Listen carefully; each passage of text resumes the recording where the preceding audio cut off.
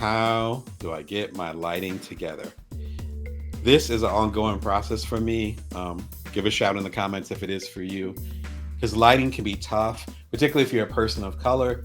And so you have to get the lighting just right, or otherwise you'll get washed out, or people, frankly, won't be able to see you. And I'm wearing glasses. You can see a little bit of reflection, but it's way better than it used to be. Go back to Bring Your Worth episode 1.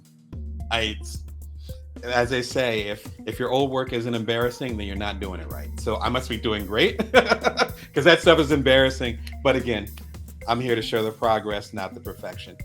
But as you upgrade your lighting, you'll see how much better it is over time. I'm trying to give you the hack, the tool of stuff that's worked really well for me, so that you guys can get to the next level a little bit faster and get some of the advice that I wish I got earlier. All right, so the first part is the Amarin. I can never pronounce that. Amarin Aperture. Man, that's a tongue twister. Amarin Aperture. This is I wouldn't call it necessarily OG, but it's definitely what the experts talk about. It comes in a case like this, very Pulp Fiction. Comes in a case like this, and I'm going to show you the whole thing in a second. But it comes in a case like this, and basically the aperture. And you two, y'all that are like it really into cinematography, what I'm going to say is going to be really basic. I'm sure you know a lot more. What the aperture does is it's a light source. So the light that you see coming down on me, which I'm about to show y'all, about to get a live view in a second, that's actually coming from this box. The box is about this big, so about this cubed. So it's about 4 of these together, 2 by 2. It gets really hot, and you can actually control the how intense it is by a percentage point. So you can get it down to like 50% or get it all the way up to 100%. I'll show y'all in a second. Highly recommend this.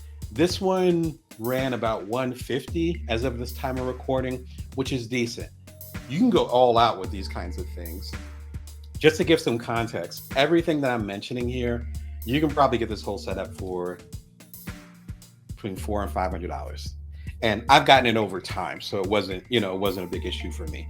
But if you want to kind of dive in, you're like, Damon, that's what I want. That's about how much it's going to run you. No more than $500.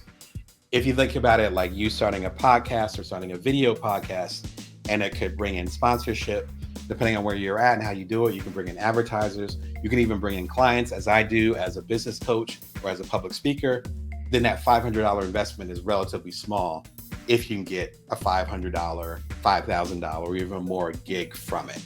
Something to keep in mind, particularly if you have books coming out. It could be a really good time to support your book with content related to it. And again, I'm going to show you guys all this because it's all together. But let me go and get through this 3-part list to let you know what's happening.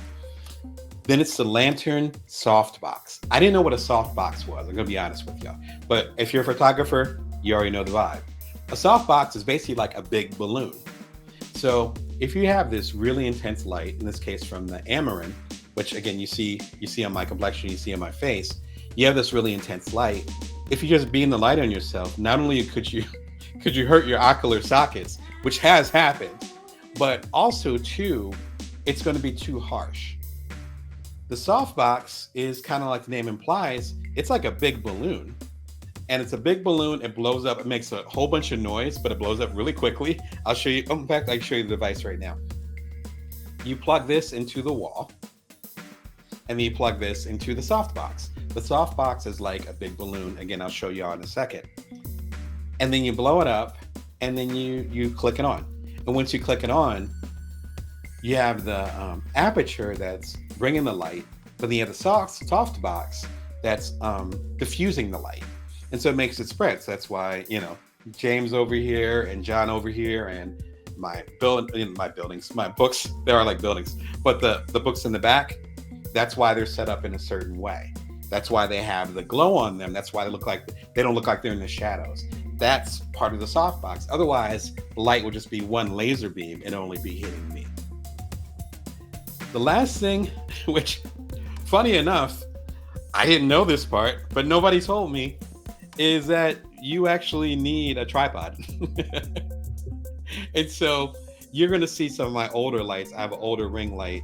In fact, it's a newer light, Neewer, which worked fine in the beginning, but I had some issues with it later. It's a fine product. It just wasn't my thing. You'll see some of my older lights here, and the older lights actually have their own stand. Once you start to get into the professional mode, which is when you're talking about apertures and soft boxes. Let me get this out of my hand before it flies out. Soft boxes. Told you I talk with my hands, right? Soft boxes and so forth. Then everything is separate. Just like if you buy a camera, once you get beyond the brownie cameras or the click and shoot cameras, you got to get your own lens. But nobody really says that. That's why I'm trying to break it down to y'all, where it's like, I got this stuff and I was like, oh, wait, well, how do I put this up? Now I got a soft box and an aperture on the floor. What am I supposed to do with this? It's like, oh, I need a tripod. Luckily, I was able to overnight a tripod. It was super affordable. I happen to have a link in there for a cheaper one. I don't think it's any more than $20, maybe 30. Really affordable compared to the other stuff that we're talking about. Or you can use your own tripod if you're already in the photographer mode. All right. We're going to go ahead and take a quick tour because that is required to break it down for y'all. So let me go and take the mic. There we go.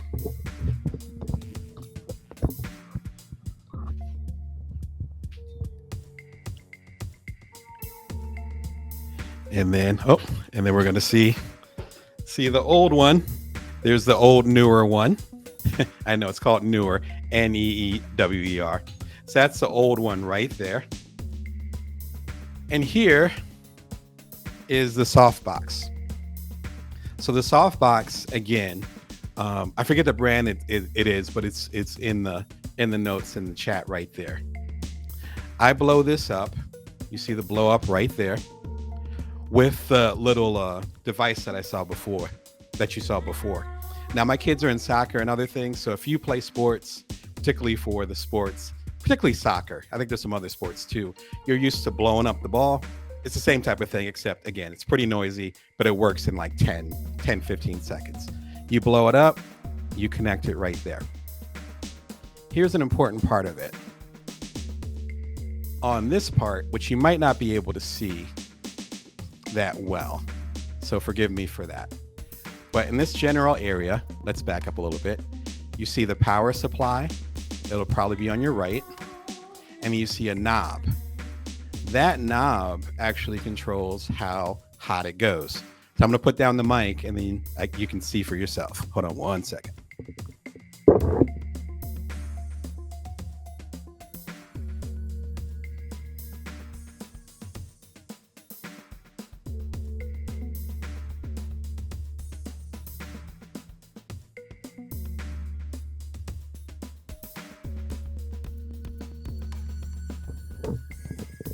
So hopefully you caught it on the camera. It's very subtle. And then over here, hopefully you can see it. There's a little percentage, and that digital dial says it's probably at 100%. So you can adjust that to whatever percentage you need it to be to set it up correctly for whatever type of picture you need. And that's super helpful because for the other lights that I talked about, then there wasn't really that adjustment factor, because then it would be like it's either going to be up really high or really low, and you're either going to be sweating in here or you're not going to be able to see anybody at all. This works really well with the combination that I have. I will keep y'all posted. I just upgraded it earlier in the summer. In fact, one of my kids broke one of my lights, which is one of the reasons for the upgrade.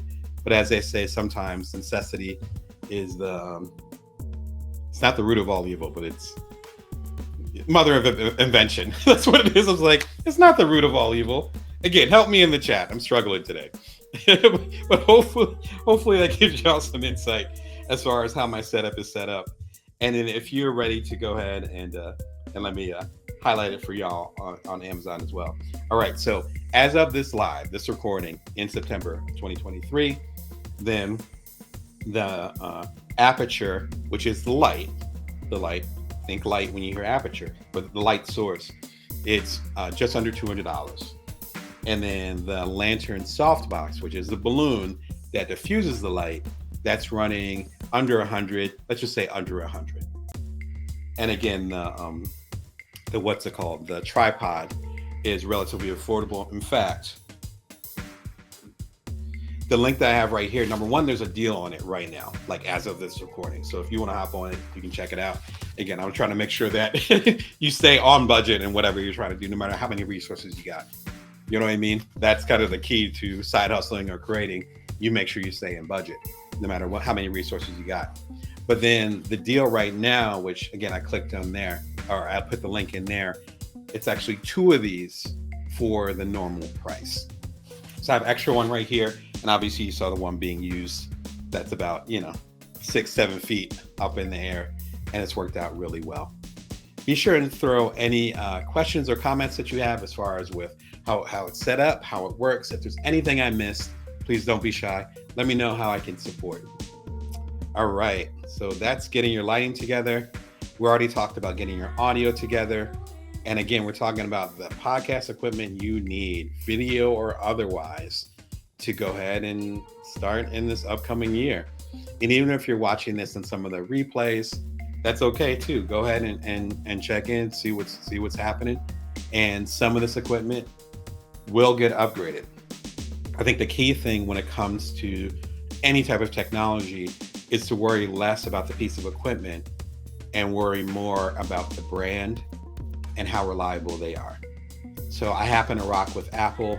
I know Apple does really good products. So whenever I get my next Apple phone, I'm not worried about the phone as much, but more about if the company's going to be around, if they make good product, and if they're going to support the product after I buy it.